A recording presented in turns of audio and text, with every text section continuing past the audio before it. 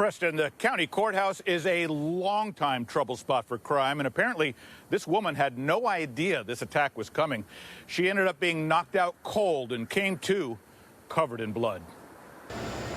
People who spend a lot of time on 3rd Avenue say it could be a chaotic place. It is horrible on 3rd Avenue. It is probably the most violent place I've ever seen. Chris S. was walking near the King County Courthouse when he saw a man walk up behind a woman waiting at a crosswalk for the light to change. Right at the corner, did like a closed arm right to the side of her face. Hess says the woman crumpled. Other witnesses were stunned. It looked like a totally smashed in face.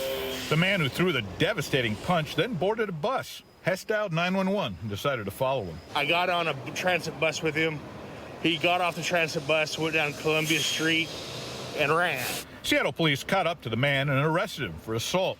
Hess says the man lives right there at the Morrison and moved in about 2 months ago. I seen him go up and down the elevator. I realized, who he was. Crime has been so bad in this area, the courthouse actually closed the 3rd Avenue entrance for a time. Since the pandemic, people say it feels like it's as dangerous as ever. The crime down here has gotten a million times worse. A chaotic scene is captured on this cell phone video as 2 women and a man who had been shot are rushed into ambulances at the Buhan market. Police say the gunman was the ex-husband of one of the women. It's scary. It's what time I saw it. The shots interrupted customers and business owners working nearby. The customer told me that they heard the 7 shots. Detectives say one woman was shot in the face. Police say another woman was shot in the arm. Both are in critical condition, and one man was shot in the leg area. Very popular location with our Asian community. So yes, it was a very crowded business location. Chaos is the word that I can describe. And since 4 in the afternoon, detectives and canines have been on a manhunt for the 27-year-old shooter. Police say he finally turned himself in to Everett police. I don't know if anything like this has ever happened. Customers who've been going to the market for years came by to the store in disbelief at what unfolded. It's really shocking that this happened in this area. We live just like a few doors down.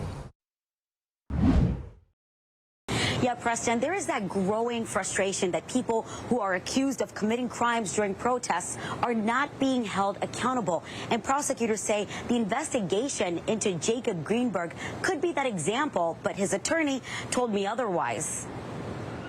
Here's 19-year-old Jacob Greenberg facing a judge today after Seattle police say he lit dumpsters on fire during the Every Night Direct demonstration. Now, according to these court documents, Greenberg is a strong suspect for another arson attack on the East Precinct, where on September 1st, several people threw Molotov cocktails at the precinct while officers were inside.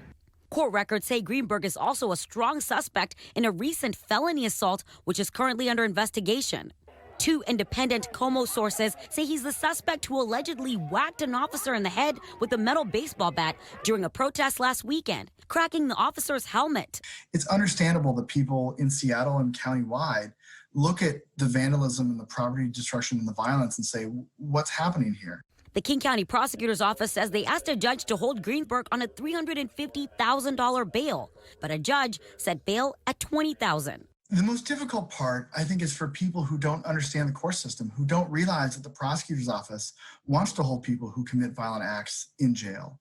In court today, Greenberg's stepmom, Laura Ruderman, vouched for him, saying she's a former state lawmaker. He is basically a good kid, straight A student. I served the state in the legislature, and we will make sure that he follows all of the conditions. Greenberg's attorney says in the chaos of the protests, investigators have arrested the wrong man. But let's remember that what the police think they have is that in this chaotic situation with dozens, hundreds of people that had very generic looking clothing, that doesn't mean that they got the right person. They made a snap judgment.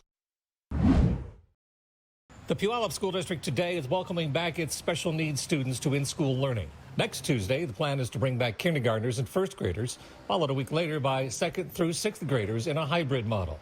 But the Tacoma Pierce County Health Department says COVID case numbers have gone up 12 in the last 13 days to where its cases per 100,000 has reached 71.6.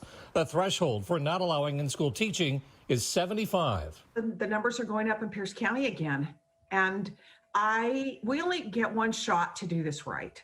And so I would rather have us pause and hold off a little bit, make sure that everything's okay before we move forward. The same call for a pause on reopening schools from some parents and teachers in the Issaquah School District, which also had a return of some special needs students today. As you look at the case counts flattening for King County, it's similar to Pierce. Why don't we stand the course of what we're doing right now and see how much longer we can, get these numbers to come even further down, not change course drastically and not have any sort of plan on how we're going to do so. But the district says it is on track to bring back kindergartners and first graders October 15th. We are, of course, in conversations with our Teachers Association, the Issaquah Education Association, and our other labor unions as well. But that is a goal. I would say that it's a very aggressive timeline, and it needs to be done in a thoughtful way in order to bring students and staff into the building. Today, only special needs students in middle and high school went back for in-school learning. The district says staffing issues prevented elementary special needs kids from returning.